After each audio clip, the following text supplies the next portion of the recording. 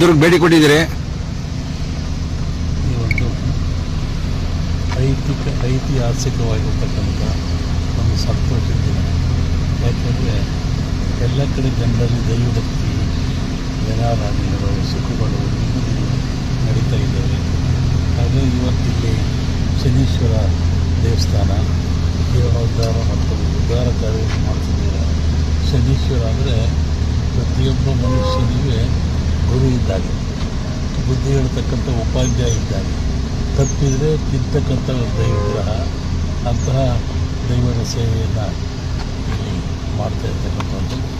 ಈ ದೇವಸ್ಥಾನಕ್ಕೆ ಅಜ್ಜಿ ಅವ್ರ ಬಂಧುಗಳೆಲ್ಲ ಭೂಮಿ ದಾನ ಮಾಡಿದ್ದಾರೆ ಅಂತ ಹೇಳಿ ಭಾಳ ಸಂತೋಷ ಆಯಿತು. ಮಳೆ ಬೆಳೆ ಚೆನ್ನಾಗಿ ಆಗ್ತದೆ, ಜನರ ಭಕ್ತಿಯಿಂದ ಇರಲಿ ಅಂತೇಳಿ ಹಾರೈಸ್ತಾರೆ. ಮುಂದಿನ ಹವಾಮಾನ ವಿಪರೀತದಿಂದ ಏನಾದರೂ ಸಮಸ್ಯೆಗಳು ಈ ಥರ ತೊಂದರೆ ಹೇಳಿದ್ನಲ್ಲ, ಈ ವರ್ಷ ಅನ್ನ ನೀರು ಹಾಹಾಕಾರ ಆಗ್ತದೆ, ಅಗ್ನಿ ಭಯ ಜಾಸ್ತಿ ಆಗ್ತದೆ, ಅಪಮೃತ್ಯುಗಳು ಜಾಸ್ತಿ ಆಗ್ತದೆ, ಗಾಳಿಯಿಂದ ತೊಂದರೆ ಆಗ್ತದೆ. ಮನುಷ್ಯನಿಗೆ ಬರೋದನ್ನು ಸುಲಭ ಇಲ್ಲ, ಆದರೂ ಕರ್ನಾಟಕಕ್ಕೆ ತೊಂದರೆ ಇಲ್ಲ. ಸ್ವಾಮಿ, ಇತ್ತೀಚಿನ ರಾಜಕೀಯ ಬಗ್ಗೆ ಯಾಕಪ್ಪ ಕೂಡ ಒಳ್ಳೆ ಸಂದರ್ಭದಲ್ಲಿ ಯಾಕೆ ಕೇಳ್ತೀಯ? ಸರಿ.